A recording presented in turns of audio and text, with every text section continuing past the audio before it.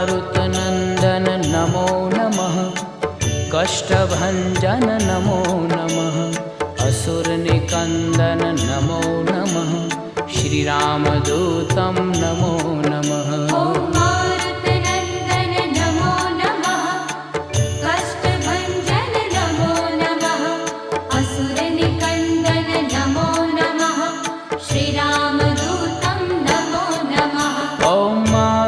नन्दन नमो नमः।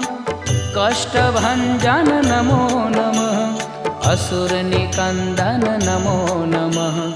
श्रीरामदूतं नमो नमः।